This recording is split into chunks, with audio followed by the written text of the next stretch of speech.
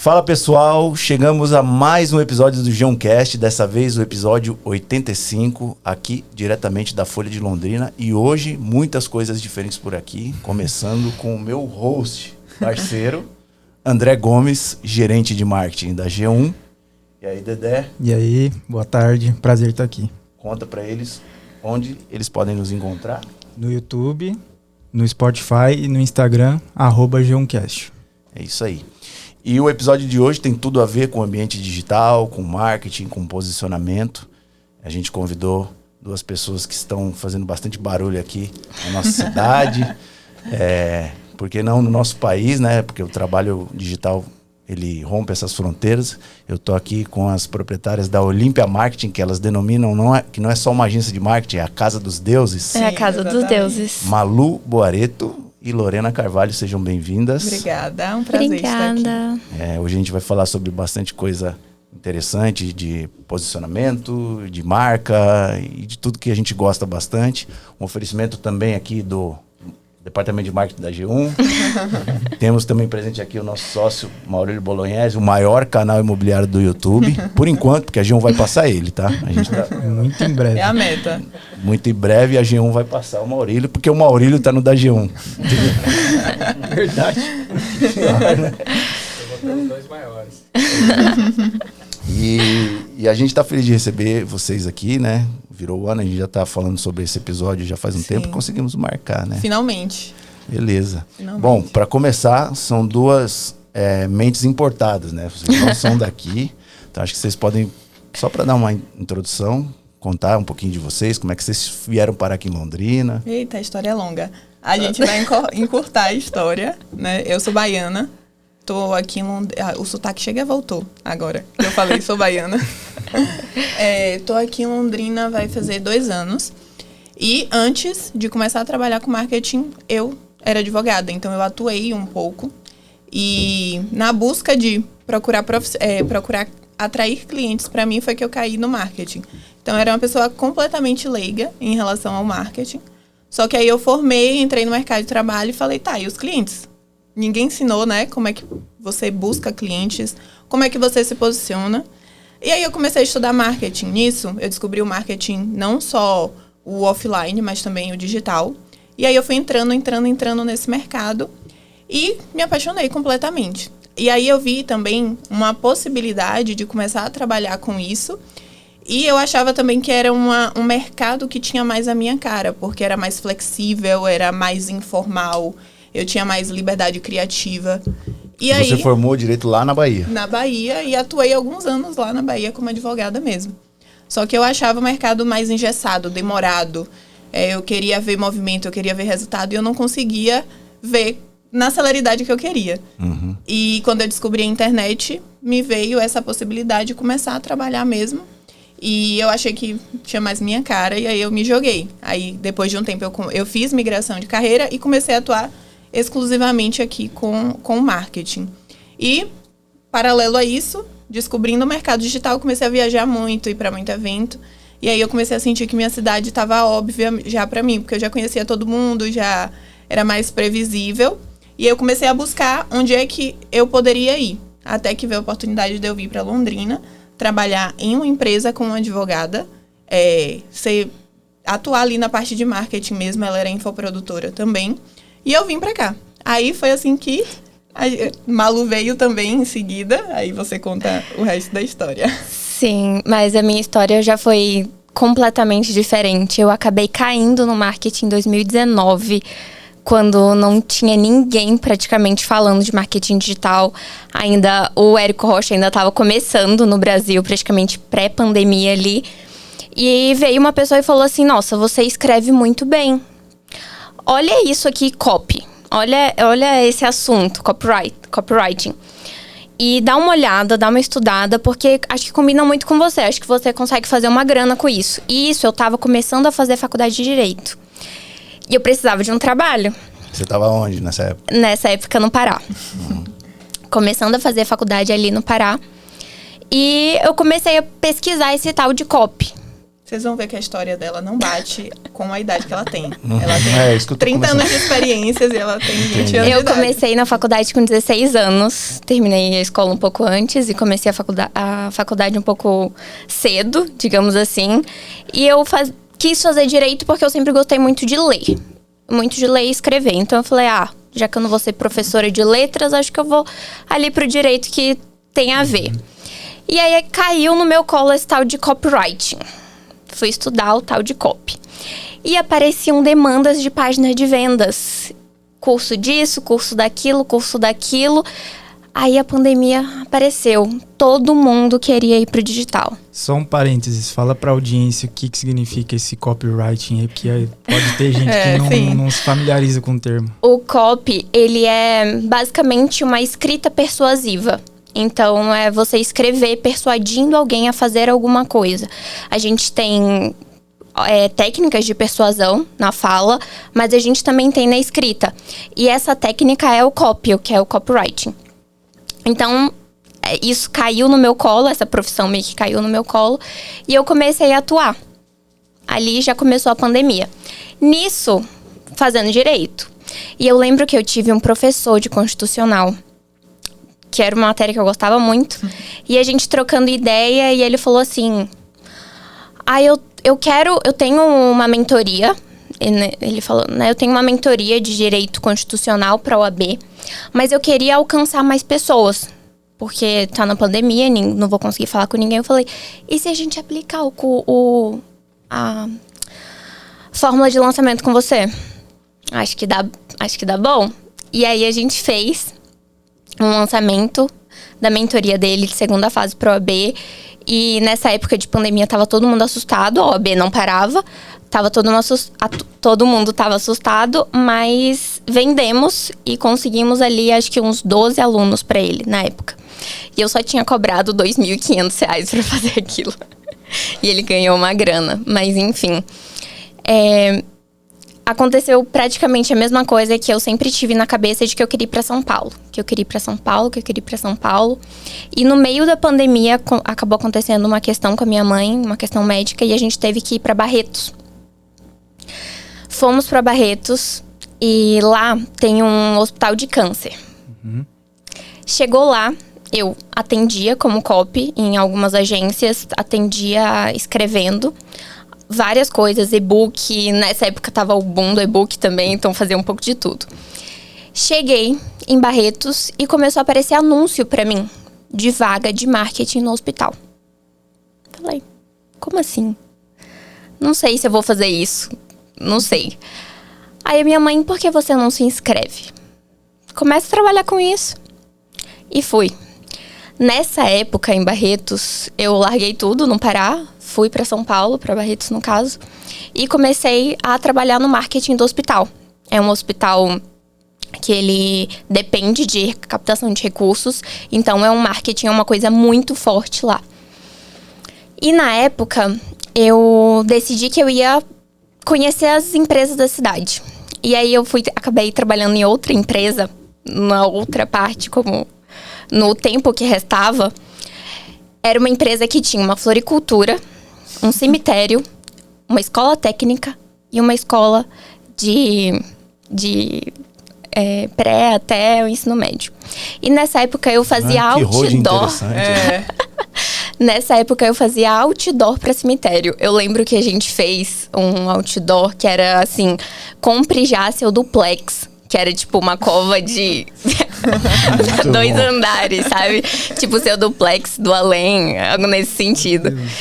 E assim, então, eu acabei tendo uma experiência bem diversificada, digamos assim. Bem exótica, né? Exótica. Seu duplex é muito bom.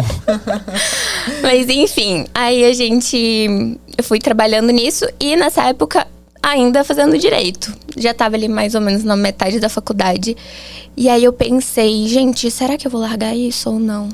Será que eu largo? Vou fazer marketing?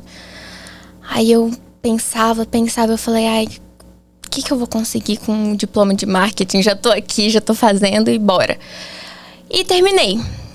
Na época que eu tava terminando a faculdade de Direito, eu comecei a trabalhar com alguns grandes nomes do mercado. Mas ao mesmo tempo eu me decepcionei muito com o mercado. Eu me vi fazendo muitas coisas que eu não acreditava. Isso em 2020, 21, mais ou menos. Já tinha 16 anos. Tava velha já. Já tava ali com uns 20, com uns 21. E nessa época eu me vi fazendo muitas coisas que eu não acreditava. Vendendo muitos produtos que eu não acreditava. E eu falei, quer saber, eu tô cansada desse negócio de marketing. Vou pra minha segunda opção, que é o direito.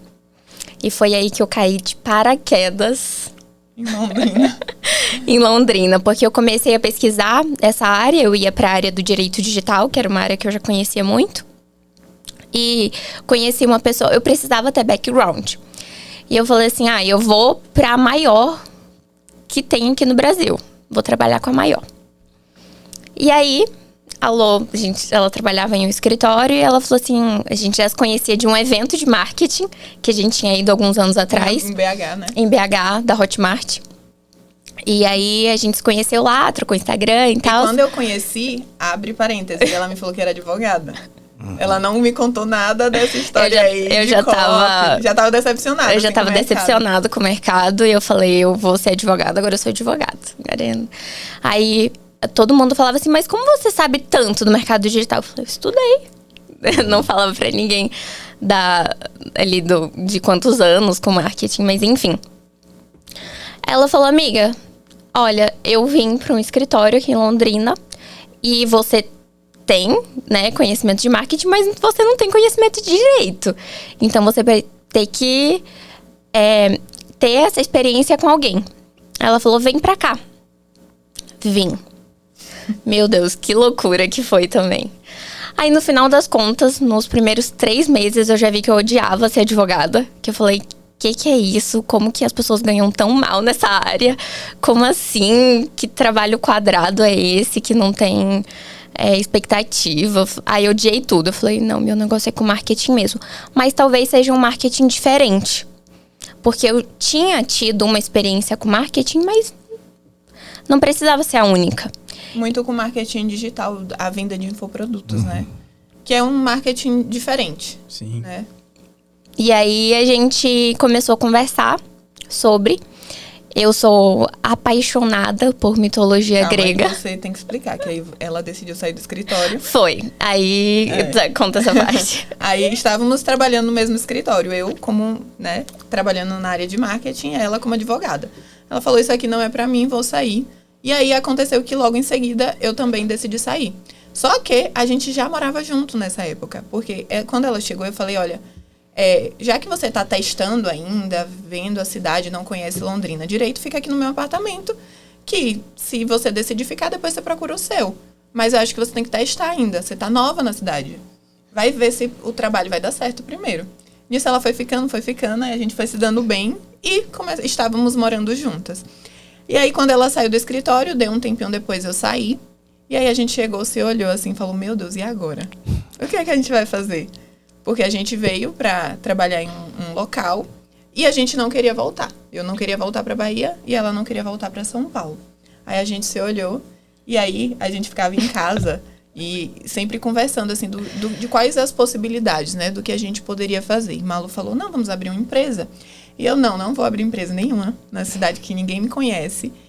Não quero estrutura física, quero trabalhar online. É meu perfil, eu saí do direito porque eu quero trabalhar dessa forma. Ela, não, Lorena, vamos abrir uma empresa, vamos abrir uma agência de marketing. A gente já faz isso há muito tempo. Então, é só a gente unir forças.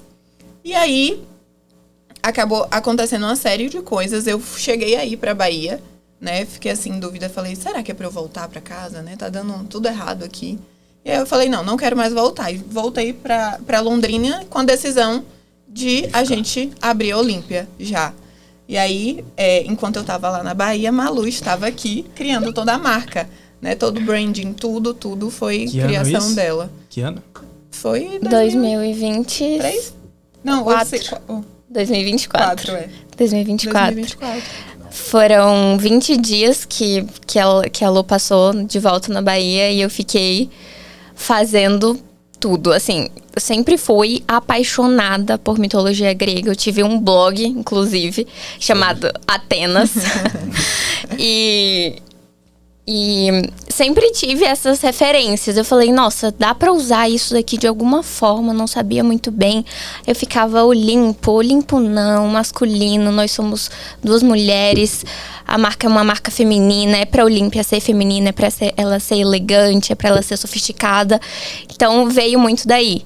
E aí ela chegou e eu já tinha feito um PDF explicando como ia ser a empresa, quais produtos a gente ia ter. Todo na identidade visual. Eu falei, olha, aqui, ó. Aí fui passando. E o design você mesmo fez ou você... Sim, tudo. Você é autodidata com design também? Eu dou uma brincada. Eu não sou tão boa quanto eu gostaria de ser, mas eu gosto. É uma coisa... Gosto muito de fotografia, de design, de pintura. Pintei por muito tempo, então vem um pouco daí. Eu vejo que o marketing hoje, né, agências, empresas que prestam serviço de marketing, elas são grandes hubs agora, né? Porque você tem uma ou outra que tem estrutura, que tem time, mas vocês conectam muito através de plataforma, né? Então, imagino que vocês tenham designer parceiro, gestor de tráfego, esse tipo de coisa, né? E é assim que vocês estão tocando o negócio de vocês, né? É isso, a gente fala que o nosso cliente, ele não tem tempo. Então, ele contrata uma agência para ser facilitador, para né? ser aquele facilitador, aquele que vai lidar com vários prestadores de serviço. Ele não quer contratar um tráfego por fora, lidar com gestor de tráfego, lidar com designer, lidar com editor. São profissionais muito importantes, mas a gente precisa centralizar em algum lugar. Então, a agência, ela vem suprindo essa necessidade dessa pessoa. Assim, existe, principalmente pra gente que gosta e é envolvido com marketing, existe um estigma, e eu percebo que isso é meio geral nas empresas, pessoas que a gente se relaciona, um estigma com agências de marketing, justamente por conta dessa falta de vivência de negócios diferentes, e aí isso gera uma resistência de certas empresas, e a gente vê muita rotatividade de empresas com agências de marketing, que elas não criam relações duradouras, porque vira um negócio de entrega meio automático, faz para entregar, né? Sim. E eu percebo, né, desde que a gente se conheceu, que vocês trabalham muito em cima de intenção, né? De fazer um marketing intencional, com posicionamento intencional, com tudo intencional, tanto é que vocês atendem profissionais liberais, né? Que é uma coisa um pouco mais handmade, né? Sim. O que vocês consideram que é o diferencial de vocês hoje, que é o que vocês acabam transferindo de know-how para os clientes de vocês? Eu acho que 2 coisas importantes. Logo quando a gente lançou a agência, a gente ficou nessa de nichar ou não nichar, né? E a gente atendeu vários nichos, a gente tinha experiência em vários mercados.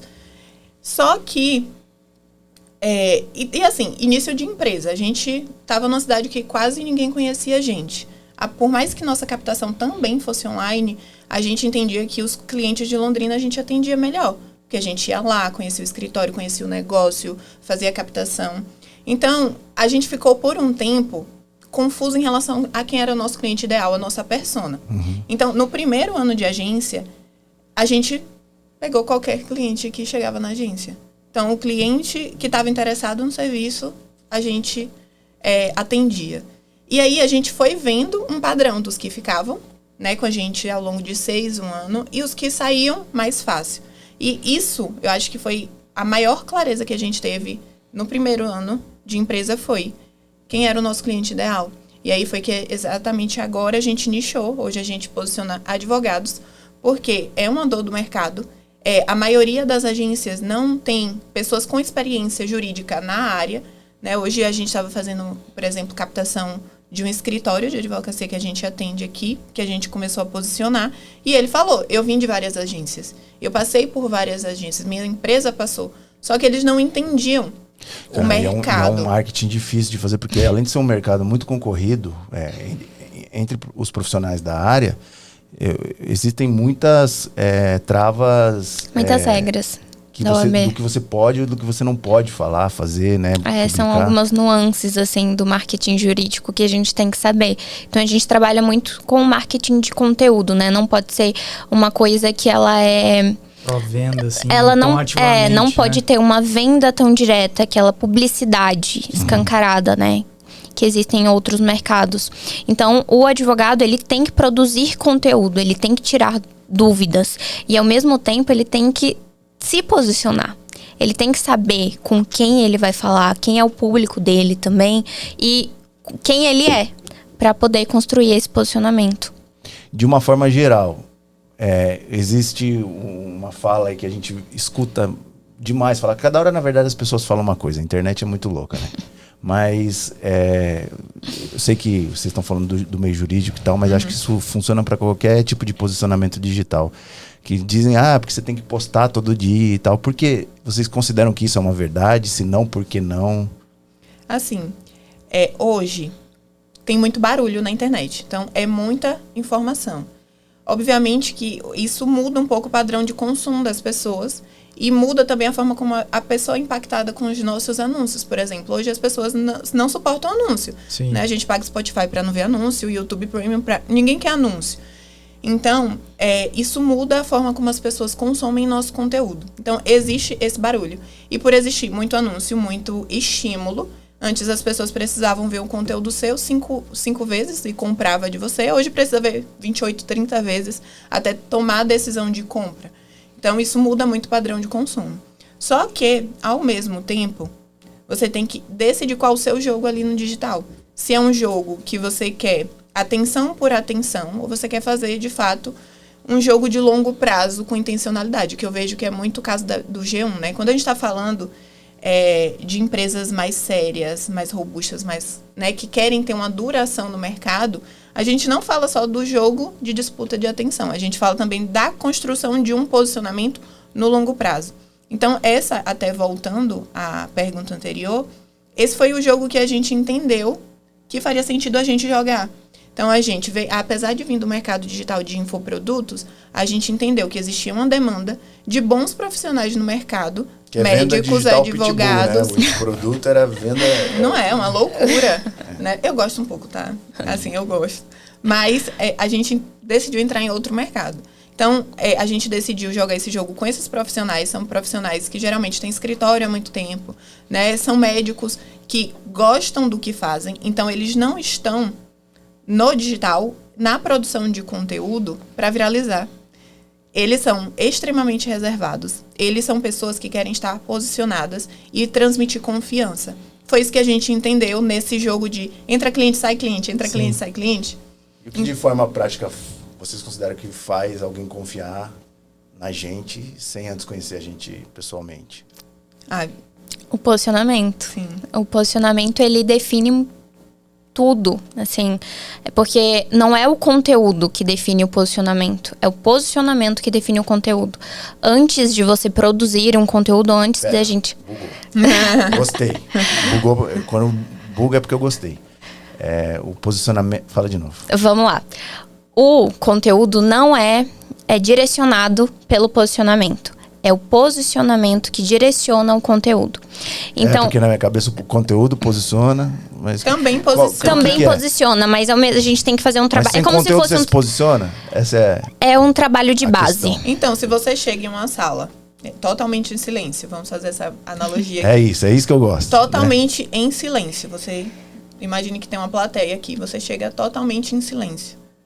Você vai ter um posicionamento. Beleza, você não precisa abrir a boca para se posicionar. Antes de abrir a boca. Então, o jeito que você vai se expressar, a sua roupa, seu corte de cabelo, as roupas que você está usando, se você tem tatuagem, se você não tem, se você é uma pessoa que chegou sorrindo ou chegou mais séria. E tudo isso vai ocupando um espaço mental na cabeça da audiência, que é exatamente o posicionamento. Uhum. Eu acho que isso, inclusive, é um grande diferencial da gente, porque a gente preza muito pelo posicionamento antes do conteúdo. E por que existe muita rotatividade de pessoas em agências? Porque a agência, às vezes, entrega só conteúdo, entrega a ponta. Então, é um conteúdo que é commodity hoje em dia. E é uma coisa que a gente não acredita. De fazer post de data comemorativa só para estar no perfil em uma data. Cumprir tabela. Lá na G1, essa é a nossa escola. A gente segue essa mesma linha, porque a gente não se rende muito a trends, esse tipo de coisa. E não se prende a ter que postar todo dia. Mas é muito pontual, né? Trend, assim, só se for muito legal. Só se a gente achar que tá legal, aí vai lá e edita, vê se realmente ficou legal e aí posta. Mas nada de, meu Trend Deus toda do céu. semana. Isso faz sentido. Sim. Exatamente. É porque até o conceito de posicionamento, né? É como aquele conceito de top of mind. Então, é você ser o primeiro na cabeça daquela pessoa. Só que a palavra por trás do posicionamento é intencionalidade. Então, quando você tem claro Qual é a sua intenção, de qualquer forma você vai estar posicionado. Seja você querendo ou não, você já tem um posicionamento. A questão é, você tem um posicionamento estratégico? Sim. Você está construindo com o seu conteúdo aquela imagem. Porque antigamente, né, tinha muito a ideia de reputação. Reputação na praça, reputação na cidade. E hoje a gente amplificou isso com a internet. Então é como se a gente estivesse construindo a nossa reputação online. Então, nada mais. E você falando de o que é que constrói confiança. Então, algumas coisas. Eu acredito que é a junção de várias coisas. Então, o posicionamento bem construído, intencional, o conteúdo bom e falando para o seu cliente ideal. Isso foi um grande aprendizado para a gente, que a gente bate muito com os nossos clientes. Parem para estudar o cliente ideal de vocês. Parem para estudar onde é que ele está, o que é que ele gosta de consumir. Porque a depender do que a gente posta, a gente vai afastar esse cliente. Né? Então, é importante. Existe uma coisa que a gente vê muito acontecer, porque hoje essa coisa de personificar as empresas está muito em alta. Né? A gente tem, por exemplo, todo o trabalho de marketing, posicionamento que a gente faz na G1, mas a gente está tentando criar um posicionamento pessoal. Dos sócios, né? Nosso, quanto do time em geral, do André, como o gestor de marketing e tal. E nem sempre essas pessoas têm intimidade com o ambiente digital, né? Estou usando como exemplo. E tem muita gente boa no mercado que é autoridade. Sim. E é posicionada no seu mercado, mas às vezes trava na hora de ir pro digital. Né? Por que vocês consideram que isso acontece? Eu acho que é porque a gente não nasceu com o celular na mão. É uma diferença de... Com o quê? Com o celular na mão. Celular. Celular. Celular, não tinha entendido. Celular, eu não tinha entendido. Ele quer dar o corte, né? Então é uma diferença até de geração. Então é muito diferente uma gostei. pessoa... Celular. Muito bom, Lorena. Então é muito diferente quem já nasceu dessa forma e quem não tem familiaridade com a câmera. Mas eu vejo até gente jovem, sabe? Jovem Sim. de idade, que tem dificuldade de Sim. se expressar, de se comunicar. E a gente conhece, sabe que a pessoa é competente, que a pessoa... Eu acho que, assim, tem uma outra questão até mais psicológica por trás, porque acho que no fim das contas as pessoas têm medo do julgamento. Exatamente. Sim. Eu acho que o que mais não deixa as pessoas produzirem conteúdo ou se posicionarem é o medo do julgamento. Então, não é você ter um bom microfone, não é você ter um bom cenário, nada disso. Se você ainda tem medo do julgamento, você não vai abrir uma câmera e gravar um vídeo. Porque você vai ter medo dos comentários que vão rolar ali num grupo de amigos que você sabe que existe, sabe? Ou de alguns amigos seus zoarem aquilo que você tá fazendo. Então, se você não tem uma intenção por trás extremamente forte, você não vai fazer aquilo. E outra, a humildade de ser iniciante. Porque é isso, a pessoa já é autoridade, já é referência, já é bom no que faz. E ele tem que aceitar que ao produzir vídeos, talvez ele não seja tão bom quanto ele já está acostumado. Ele não tem experiência com aquilo. Tem que tomar cuidado para não jogar contra o que ela é boa, parecer que ela não é boa no que ela faz, porque... É isso. Mas eu acho que é muito de você ter intenção, de fato, ver aqui o resultado que aquilo vai trazer. E assim, gostar do processo de você estar melhorando ali. Porque quando você vai pro digital, você não tá melhorando isso é só duro, questão de vídeos. Mas essa intenção... é uma dor minha, porque eu não pego gosto por fazer conteúdo. A gente tenta, e eu considero que eu até tenho conteúdo para produzir, mas eu não pego gosto por fazer. Uhum. Uma coisa que eu vejo que muita gente se prende também são as métricas de vaidade, né? Sim. O like, a visualização, e essa geralmente é uma das maiores preocupações de quem produz conteúdo, quando na verdade, se você olhar o plano completo do longo prazo, você vê que é só uma peça de tudo que está sendo construído, e que viralização é um negócio muito plástico, muito vazio, né? É isso. Nossos clientes mesmo, eles não têm padrão de engajar com o nosso conteúdo. olha a importância de você saber quem é seu cliente. Então, o nosso cliente, ele é um cliente mais A. Ele não comenta nos nossos posts, eles não engajam, não curtem. Mas eles estão ali. Eles olharam o nosso perfil. Estão vendo. Eles olharam o nosso perfil para nos validar. Que é o que a gente fala, né? A presença digital valida também para gerar essa confiança antes de contratar. É quase como o seu cartão de visita ali. E a gente está falando sobre intenção, que eu também acredito que as coisas têm que serem feitas com intenção. E a gente cai na trend. Qual é a intenção de uma trend? Aí eu estou juntando essas duas coisas para chegar na pergunta que é... A gente vê muita gente errando quando quer copiar os influenciadores, né? Que a pessoa faz uma coisa de um jeito, não só a trend, né? Mas copiar conteúdo mesmo de influenciador, ou o que eu não acho ruim, mas você fazer conteúdo usando sempre referência de um outro conteúdo, que usou referência de outro conteúdo. Eu sei que nada é original. Sim. Né? A gente não é... Eu acredito nisso, nada é original, a gente não cria nada do zero, né? Mas eu vejo que é um erro muito comum das pessoas querer copiar os influenciadores. O que vocês acham disso? Assim, é tudo parte do funcionamento. Eu vou ficar falando um pouco disso, mas... Porque a pessoa não entendeu o jogo dela. O influenciador, ele ganha... O valor dele está na visualização. Ele vai ganhar em um anúncio de uma marca, ele vai ganhar de você influenciando. É isso. Igual uma blogueira, ela ganha na marca.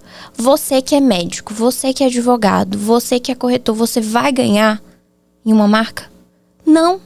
Você vai ganhar com um cliente que você fechar. Então, você pensar, esse cliente que eu vou fechar, que eu quero fechar, esse paciente que eu quero fechar, ele vai se identificar com esse conteúdo que eu tô fazendo? Ou não? Esse conteúdo é só pra minha vaidade. Porque é isso. Se eu tô copiando o influenciador e eu não jogo o jogo da influência, tá tudo errado. Agora, se é o seu jogo, não, eu quero ser influenciadora, eu quero ser blogueira. Ou eu quero ser produtora de conteúdo pra vender um curso. São jogos totalmente diferentes. Porque tem vários caminhos, né, de você fazer isso. Você pode ser um corretor que se torna um influenciador. Sim. E aí você...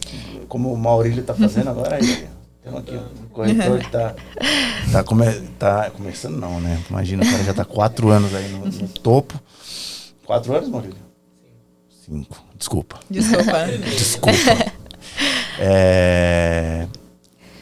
E nem sempre fica claro. Por exemplo, no meu caso, né, Renato? Se é para eu fazer algo, eu não tenho a menor intenção. Eu tenho uma empresa de vendas de imóveis, mas eu não tenho a menor intenção de tentar vender um imóvel pelo meu Instagram, pelo meu posicionamento. É lógico que se acontece é muito bom. Mas o que eu quero é validar a minha empresa, ou que minha empresa me valide, para que eu consiga... fazer com que, no fim, a empresa seja reconhecida pelo que ela está construindo, porque a virada que a gente deu de chave esse ano é buscar fazer coisas que sejam lembradas por muitos depois. Não, você tem uma frase. Of mind. Você top of mind. É isso. Porque, assim, a gente lembra dos primeiros. Vamos lá, vamos fazer até outro exercício. Pensem em uma marca barata. De quê? Só marca barata. Qual marca você pensou? Vixe, meu Deus. Ele não conhece.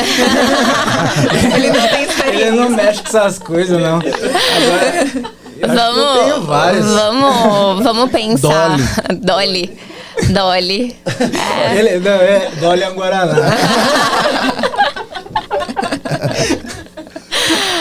Pensem em um dentista caro.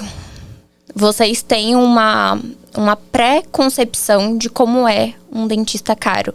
Vocês têm uma pré-concepção de como é uma marca barata. Agora, se eu falar pra vocês pensarem em uma marca cara, em qual marca vocês vão pensar? Pode falar. Dá pra pensar. Rolex. Não conheço, tô brincando.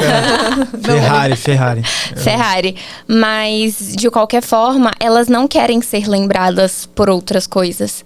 Tem um time de marketing, tem ali uma galera pensando nisso, que essas pessoas estão dedicadas a fazer aquela marca ser lembrada daquela forma. Ou aquela né? Quando a pessoa tem intencionalidade de ser vista daquela forma. E aí, a gente não lembra da segunda opção. Porque quem foi a primeira pessoa a pisar na Lua? Todo mundo sabe o segundo. Ninguém lembra. Então, a gente tem que fazer o máximo possível para ser o top of mind na cabeça daquele nosso cliente. Então, acho que assim, é muito do que a Olímpia acredita, do que eu acredito e que a gente tenta trazer para os nossos clientes.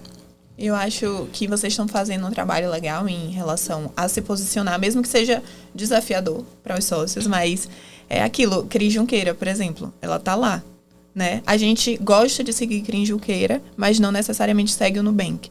Então, nem todo mundo vai seguir a G1, mas as pessoas vão saber quem é por seguir você. Porque as pessoas gostam de seguir pessoas ali, né? Marcas pessoais ali no Instagram. E a gente tem a nossa marca empresarial, a nossa empresa, posicionada ali, com bom posicionamento, mas a gente sempre fala, os canais de aquisição maior são sempre o meu perfil de Malu. São marcas pessoais. Algumas pessoas se identificam mais comigo, outras com ela. E esses dias eu estava num evento e estava o Alfredo da G1 falando que eles têm... G4. G4, a G1. Aí já tá virando top of mind já. Já tá. Tá funcionando. Pode aumentar o salário. Do G4 falando que eles têm metrificado que quando a pessoa segue um sócio, demora um tempo X de compra. Quando ele segue mais sócios, né? Que são 3 ou 4, né? Acho que 4. É muito mais rápido o tempo de compra. Então, essa é a importância dos sócios estarem ali se posicionando, né?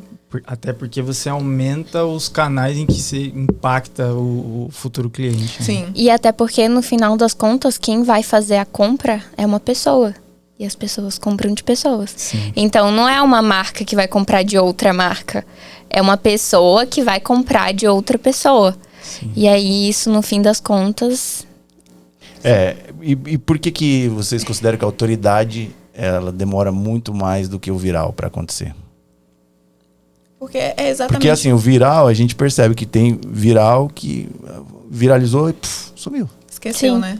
Não, completamente. A gente tem muitos, se a gente for puxar aqui na mente, muita coisa que viralizou e depois simplesmente sumiu. É porque esse trabalho de construção de autoridade é igual um trabalho de construção de reputação no offline. Então, se você sai recém-formada... Mas você cria reputação, autoridade viralizando? Então, a gente acredita que você pode usar essa atenção, que quando você viraliza, você consegue, mas depende muito do jeito que você viraliza. Às vezes, não. Às vezes, você vai ter um boom de atenção e aquilo não vai ser bom para sua marca. Às vezes, você vai viralizar com um conteúdo que não tem nada a ver com o seu nicho, não vai te trazer dinheiro no bolso. Então, tem perfis que são, por exemplo, menores, que eles têm mais autoridade e mais reputação do que um perfil viral.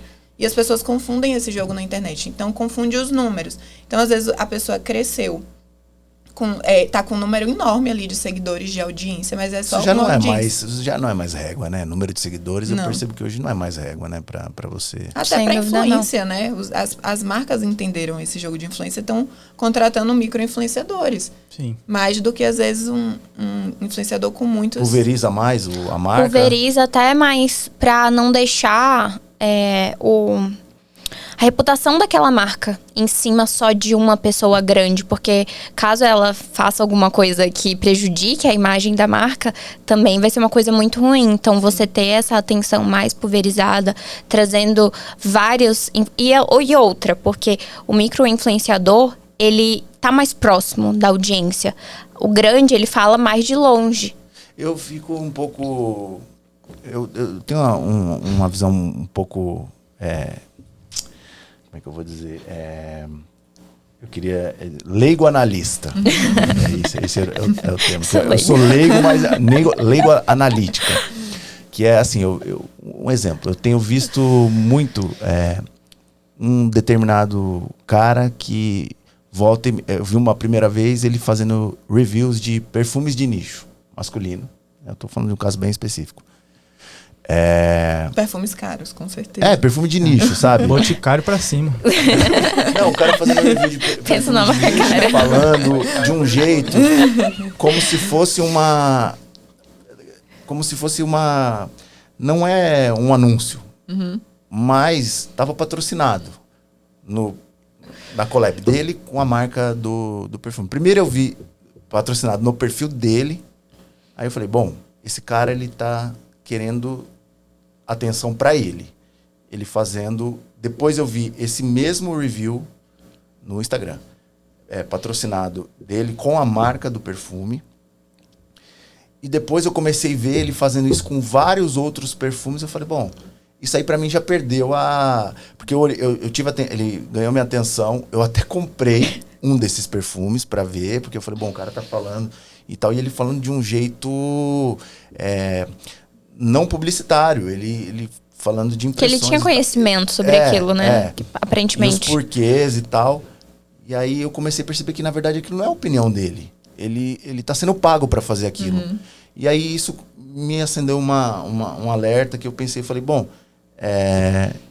até em influenciador tá difícil de você acreditar no que de fato é, porque eu procuro conteúdo quando você quer saber de alguma coisa e ser influenciado por algo, eu procuro opiniões que sejam intencionais, verdadeiras e tal.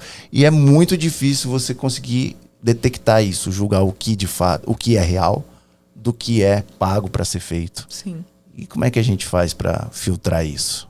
Vocês conseguem? Então, eu acho que isso é porque muito... para mim perdeu a intenção. Perdeu a intencionalidade do negócio. A intenção é venda só. E aí, quando chega nessa esfera, para mim, perde o... Eu gostaria de ver coisas mais verdadeiras, reais. né? Mais reais. E isso, né? Geralmente as blogueiras têm isso, de parecer passar essa veracidade. Então, é muito de... É por isso que a gente fala do longo prazo. Então, quando você tá ali, todos os dias aparecendo, compartilhando sua visão de mundo, compartilhando o que você valoriza, compartilhando sua rotina, os bastidores do seu trabalho, o resultado, mais você vai gerando essa confiança nas pessoas. Então, não acredito que você consiga simplesmente, do nada, criar um bom posicionamento na cabeça de alguém. É por isso que demanda tempo, demanda essa construção mesmo. E quanto mais você consegue ser real, mais você conquista a confiança das pessoas. Então, realmente, hoje é difícil. Inclusive, foi um dos motivos que a gente se decepcionou muito no mercado digital. Porque muita gente vendia e era outra pessoa, a gente convivia. A gente convivia... Tá demais hoje. É muitos negócios. A gente convivia com as pessoas e no offline elas não eram. Mas elas vendiam muito bem o que elas vendiam. Então, a gente se decepcionou com isso. Então, assim, não tem como a gente falar... Existe um jeito de você verificar a veracidade. Mas é muito de... eu me conectei com aquela pessoa e me parece que sim. Me parece que ela é real. E você só vai conseguir, por outro lado, construir essa confiança nas pessoas estando ali todos os dias. E é uma das coisas que a gente bate muito com os nossos clientes, né? Eu acho injusto isso porque a gente vê gente construindo autoridade, posicionamento em cima de coisas que não são reais, sabe? Sim. E eu acho que esse é um desafio que a gente vai chegar num ponto que mais pessoas... As pessoas estão cada vez mais percebendo Sim. isso e buscando coisas reais num mundo irreal, né? Que é a internet. Mas, por exemplo, se hoje vocês fossem atender uma brincadeira, se você hoje fossem atender um corretor, não precisa ser do padrão do Maurílio, uma pessoa que está querendo, porque o Maurílio já está posicionado, né? Só está surfando. Mas uma pessoa um corretor que quisesse entrar nesse mundo digital, construir autoridade e tal, por onde vocês começariam? Isso é mais para utilidade pública, né? E para motivar a galera a procurar vocês também, lógico, né?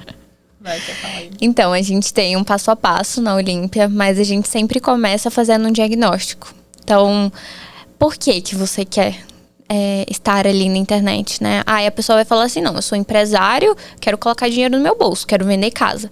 Por quê? Para quem? Para quem? Por que você quer fazer isso? Você tem uma família, aí a gente entra em outros pontos. Quais são os seus valores? Porque se o cara não tá alinhado com os valores da Olímpia, ele nem fica. Então, quais são os seus valores? Eu tenho um valor que, até fazendo um gancho daquilo que você estava falando, tem muita gente ruim no mercado, no digital, mas eu acho que deveria ser obrigação das pessoas boas estarem. Já que tem tanta gente ruim, Isso pro bem sabe? da humanidade, você fala, né? Por uma Exato. questão de E cumprimento às de vezes propósito pro mundo. E às vezes a pessoa Exato. boa fala, eu não vou não, porque só tem picareta. E eles ficam com medo de serem vistas como picareta, interessante. entendeu? Você fala muito isso. Inclusive, Muito. ela deu uma aula aí do luz aos bons, né? Que é trazer a galera boa pra isso, pra mas rede social. mas é exatamente isso. A gente atende os clientes lá e eles falam assim, eu não concordo com isso. Pois então temos um conteúdo. Porque você vai mostrar o seu posicionamento, a sua visão de mundo sobre esse mesmo assunto. A pessoa fala, eu não concordo, eu tenho coisas aqui que embasam, que não é dessa forma, eu não acredito nisso, mas essa pessoa tá ali viralizando. Então, produza um conteúdo você falando a sua opinião. E eu acho que é muito por aí. A gente, quando falando de corretor, você ter um propósito muito forte, então a Olímpia te ajudaria a construir esse propósito, caso você ainda não tenha, e a gente colocar isso no digital. Então, o que importa? Uma boa A expectativa gravação. do corretor vai querer começar anunciando imóveis. Vocês isso. fariam diferente disso? A gente traria mais quem é esse corretor pro Instagram fazer dele. o pano de fundo, antes de começar a postar um monte de imóvel. Exato, porque quando você consegue criar a sua autoridade como pessoa, você pode vender qualquer coisa. Vender é consequência. E exato, e você faz uma venda muito mais sutil.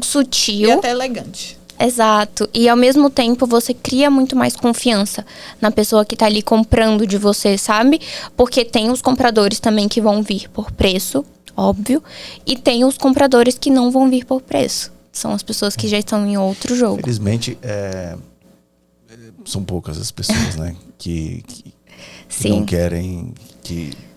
principalmente no Brasil, eu falo. Eu costumo repetir bastante. Sempre que eu converso com alguém que presta serviço, que vive de prestação de serviço. O brasileiro não sabe valorizar a prestação de serviço. Sim. Porque ele quer ou dar bypass nisso, ou ele quer tirar alguma vantagem disso, né? Tanto que a gente vê no nosso mercado, a gente tem... Todo mundo é corretor. O tempo todo vem... Londrina tem um boom, hein? Não, assim, o que eu quero dizer é assim, vem alguém que quer indicar para você um cliente e ela quer ganhar como se ela fosse um corretor, sabe? E eu vejo que isso, igual o trabalho de vocês, eu vejo que se você não conseguir entregar valor, você tem prazo de validade curto. Eu sei porque eu já trabalhei um tempo com consultoria e é aquela brincadeira do meu sobrinho faz, sabe? Meu sobrinho sabe fazer. Primeiro você entrega, o cara te suga o tempo que ele acha conveniente e daqui a pouco você não precisa, ele não precisa mais de você. E pra você criar essa perenidade na prestação de serviço, fazer percepção de valor é um negócio muito difícil no Brasil. Mas Sim. todo tipo de prestação de serviço, com exceção de médico e advogado, que os caras não tem pra onde correr. Que precisa da receita, o médico é saúde, o advogado, o cara precisa entrar lá no Projut, sei lá, como é que chama, para dar andamento nos processos, precisa ter um advogado assinando. Né? Agora, onde você consegue dar bypass, o brasileiro faz, né? Te coloca na geladeira. Eu acho injusto isso. A gente precisa levantar uma bandeira para nós que vivemos de capital intelectual puro, né? A gente precisa saber e vender percepção de valor. Mas é isso, essa percepção de valor é muito construída com um bom posicionamento. E muito na confiança também construída com longo prazo. Você perguntou ali no início, né? O que é que a gente considera que ajuda a construir esse bom posicionamento. E a gente falou de imagem, falou de postura, falou da forma como você se veste, mas a própria criação de conteúdo e você estar aparecendo também com frequência. Essa frequência, né, vai passar confiança. É aquilo, já usei esse exemplo em alguns lugares. Luciano Huck, você nunca viu pessoalmente, mas você já viu muitas vezes na televisão, foi exposto a ele muitas vezes. Se Luciano aparece na sua casa, você deixa ele entrar. Porque ele apareceu muitas vezes para você. Então, essa regularidade também é muito importante, porque a inconstância também Você gera... deixaria ele mexer no teu carro? Luciano Huck? Lata velha. Lata velha. Pelo amor de Deus. Eu deixaria ele entrar na minha casa, mas não deixaria ele pegar meu carro. O que você gosta? Eu gosto do Corinthians, não fale mais nada. Mas é isso, essa inconstância também gera essa insegurança para quem está assistindo. Então, o posicionamento vai ser construído com todos esses pilares, né? Inclusive esse bom conteúdo. E a gente junta a sua intencionalidade de você entender para quem você quer se comunicar, o que você quer comunicar e como você quer se comunicar. E aí você constrói um bom posicionamento. E imagino que para muitas pessoas, boa parte disso não esteja claro. E vocês... É isso. Faz trabalho de psicóloga também? Também. A gente tem a nossa primeira reunião, que é a reunião de diagnóstico. Todo mundo chora. Que aí a gente começa a perguntar, tá, então mas... não, vocês têm que mudar o nome pra anamnese. Anamnese, exato. Mas a gente pergunta... A gente sempre pergunta sobre o negócio da pessoa, sobre coisas técnicas mesmo, mas assim, quem é você para além do que você faz? Quais são seus hobbies? O que você gosta? Quais são suas bandeiras? O que você acredita? Porque é isso que vai fazer. Senão você se torna uma... commodity de conteúdo, né? Exato. O Google vai fazer o seu papel. Você tá sendo praticamente um Google 2.0 ali, só com a sua carinha. Mas não tem uma profundidade de pessoa. Então, a gente tem que trazer isso. É o conteúdo alinhado com a sua visão. Então, assim, uma mesma pessoa pode ter várias pessoas diferentes, no caso, tem várias interpretações sobre a mesma coisa. E é você trazer a sua interpretação. Então, no seu caso, né, trazer a forma que você vê uma empresa, de uma imobiliária. Como você está construindo a sua empresa, como a cultura e até a questão dos sócios, dos donos, impacta diretamente na cultura empresarial. Então, é o sócio, é o cabeça que está ali falando como a cultura é. E você tem a possibilidade de expandir no digital, né, a cultura da sua empresa, que ela não fique tão só interna. Legal, meninas. Muito bom. Conversa que se desdobra em várias, né? Mas a gente não tem tempo para isso, infelizmente, né? Infelizmente.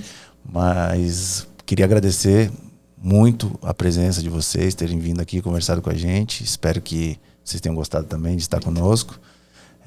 Se vocês quiserem aí, pode fazer as considerações finais, vender o jabá de vocês aí, deixar o Insta de vocês. Estamos no Instagram da Olímpia, produzindo conteúdo sobre posicionamento e conteúdo estratégico, Olímpia Marketing. MKT, na verdade. E... Olímpia com E, né? Olímpia com E. OLY. Coloca na telinha. Produzindo conteúdo sobre posicionamento e conteúdo estratégico. E eu, Malu Boareto, no Instagram. E eu, Lorena Carvalho Jota. Estamos esperando vocês lá. É isso aí. Muito bom. É isso. Eu tô Obrigada. meio quietinho hoje, mas... Então, obrigado, gente. Até a próxima. A gente se encontra Até por a aí. próxima. Obrigado. Obrigada. Valeu. Tchau.